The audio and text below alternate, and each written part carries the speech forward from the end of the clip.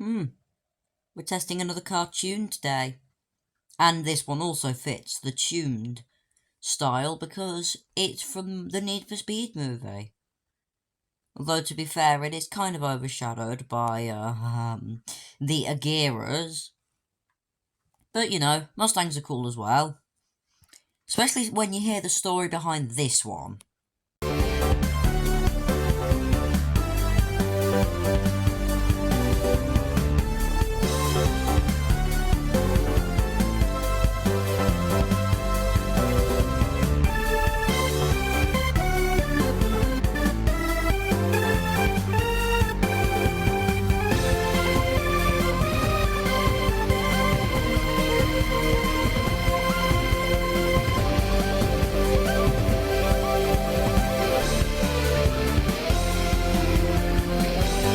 Hello everyone, welcome back to CDT. It is me, Ditto, and today we're going to be reviewing the Ford Mustang Shelby GT500.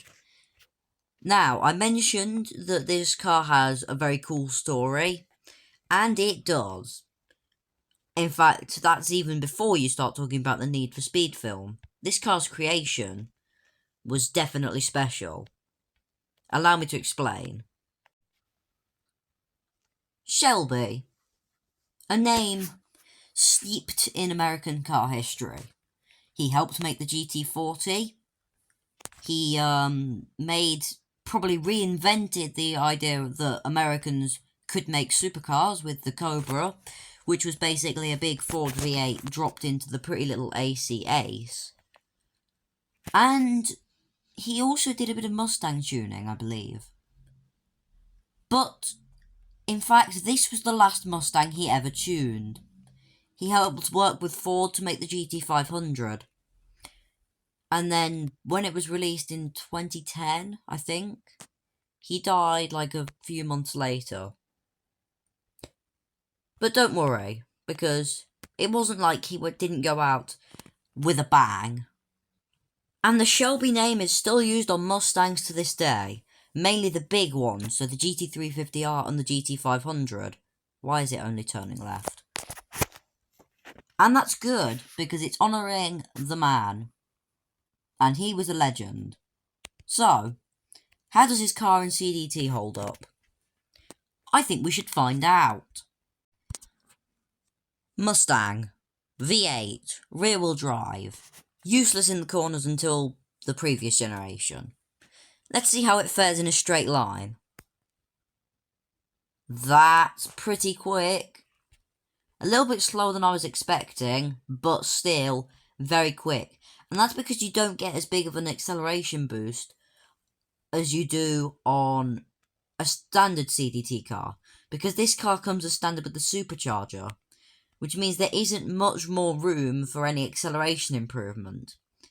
Kind of a shame, but is what it is. And now I'm going to do something unwise. I'm going to take it cornering. And considering this Mustang still has a live axle rear suspension, probably won't be the wisest thing. And yeah, I have to admit, when I turn, the back does feel like it wants to come round. You'll note that if I turn too hard for too long, the back actually shuffles. Which isn't good. Probably because of the alignment I'm running, but that does mean that you get a better turn in return for a little lack of grip. As evidenced by me when I just spun off. The power down the straights is good, and then when we put it into this corner, here we go. The turn in itself isn't too bad, it's just the back end's quite loose. But it's a good compromise, because it's not very often the back actually properly comes round. It just sort of makes itself known.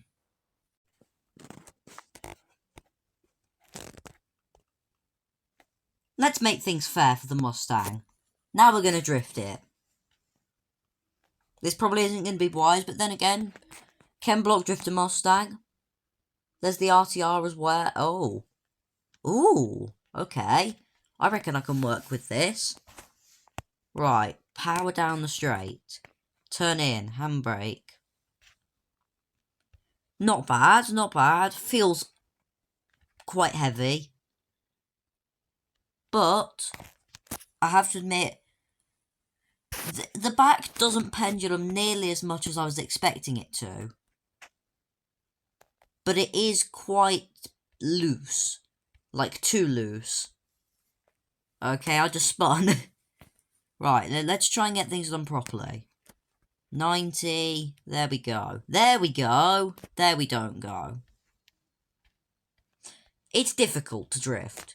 When you can get it up to speed like this, here we go. Yeah, okay, it's too difficult to drift. But what if I put normal tyres on? That should help, right? Let's find out. Oh.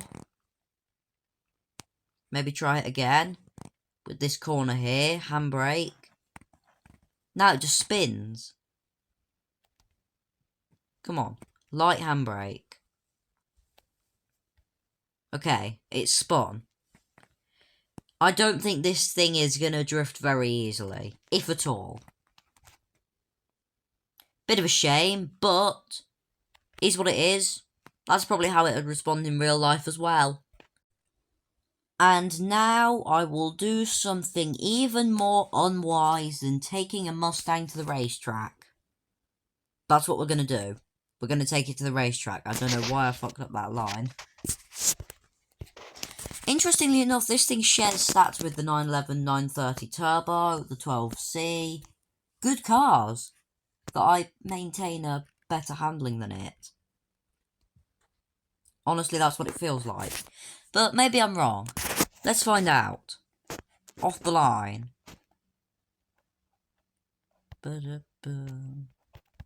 Try and gear hang round here. No, too wide. Brake. Good, good. It can take corners quite quickly. Maybe this wasn't such a mistake. Maybe it actually feels at home on a racetrack, which it shouldn't because it's a bloody Mustang, but then again, there is a Mustang.